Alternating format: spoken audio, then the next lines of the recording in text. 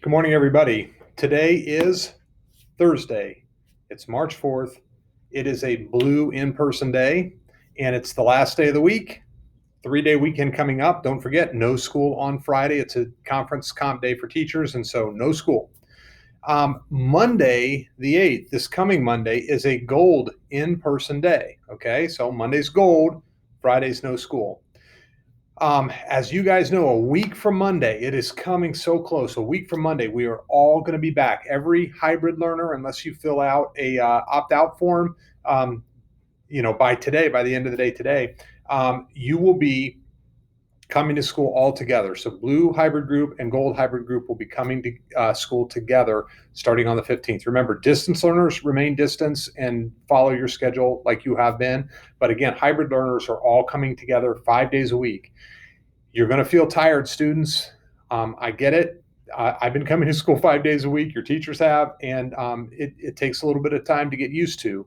So start by getting up right now this week. Spend the next week getting ready for that 5-day week that you have coming up. A couple reminders.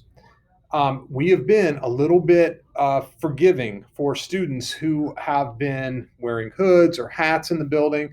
Remember, when everybody comes back to school, we want you to really focus on doing well in school, and we want to be here to help and support you. So just a couple reminders. Hoods and hats, really not allowed to be in school. When everybody's in here, we're going to be a little bit more strict about that, so make sure you're doing that.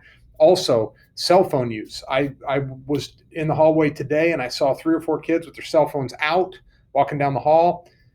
Cell phones are for recess, before and after school. That's it. So don't expect to use your cell phones in the cafeteria. Don't expect them in the hallway, in classes. Keep them off and or in your pocket. I've seen a lot of watches that are giving you alerts during classes, and maybe parents, you're texting your kids during class. What's happening is that either kids' phones are going off or their watches are alerting them that you're texting them. Figure out when your kid's lunch is.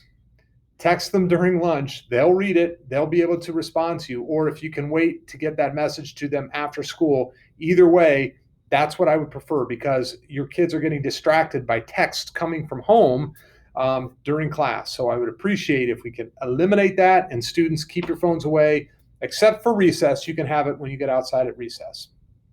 I've got a couple questions about from parents for students who are in quarantine. So if you're in quarantine for some reason, or let's say we come back and we have to quarantine, families have to quarantine a little bit when we get back. There is a launch pad for 6th and 8th grade, and the links are right below here in the body of the announcements for you to go to. If you're a 6th grade student or an 8th grade student, click on that. You go to the launch pad. It tells you everything you need to do. If you're a 7th grade student, all you have to do is go to the Google Classrooms of your teachers, and you can find the work right there. Okay, so everything's laid out for you there. You can email your teachers that whole time. The teachers will probably be reaching out to you as well. But make sure, if you're feeling okay and you're just, were exposed to something but you're not sick, or even if you were exposed and you're feeling, you got a runny nose or something and you feel like you can get work done, try to get work done, because it's going to be way easier to get it done in the 10 days or so that you're out than doing nothing for 10 days and then coming back and feeling way behind. Okay, so 6th and 8th grade, there's a Launchpad link right below this. 7th grade, just do Google Classrooms. You'll get your work. Pick up and drop off. So pick up in the afternoon. Parents, please, please, please try to take advantage of the additional pickup points that we pointed out. We sent a map out, I think 2 different times. There's one up across the street from High Point, where the path from East to High Point comes out on Venetian. So just up the hill, you can park on the middle school east side of Venetian, facing south. The kids will walk up the hill, turn left. They won't have to cross the street anywhere, and you can pick them up in that pickup line there.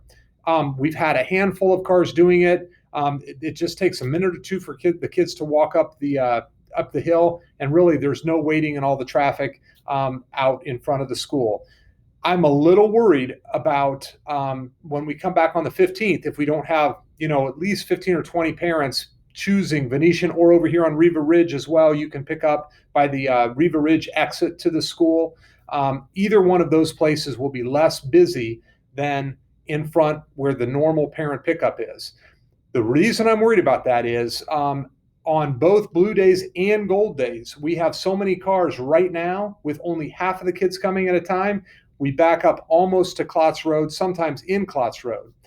What that does is tie up traffic out there, holds the buses up from picking up the kids, et cetera, et cetera. People are just in the neighborhood, they can't get by. So I'm trying to avoid that as much as I can. So if at all possible, if you can line up on Venetian or out on Riva Ridge and get some of the traffic out from the front of the building, that would be perfect. Thank you.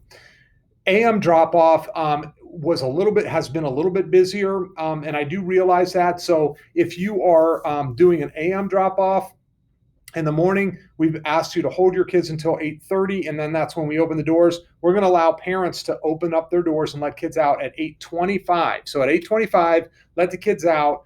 They'll have to line up and wait for 5 minutes by the door that they normally go into, and then we'll open the doors at 8:30. 5 minutes is not too bad. Just remind them to stay socially distanced as much as you can, and then once you let your kids off, you can go. The good news story of the day, that's all the announcements I have. The good news story of the day is it was 130 years ago today that the Shoshone National Forest became the first federal protected national forest in the United States. The Congressional Act protected 2.5 million acres in Wyoming with a swath of mountains and a river that President Theodore Roosevelt once visited inside the Yellowstone Timberland Reserve. Named after the Shoshone Indians and part of the Yellowstone ecosystem near the city of Cody, Wyoming, the National Forest runs atop the Beartooth and Absaroka Mountains, including the tallest mountain in Wyoming, which is Gannett Peak. The original Oregon Trail wagon route is south of there and allowed travelers to bypass the rugged mountains to the north.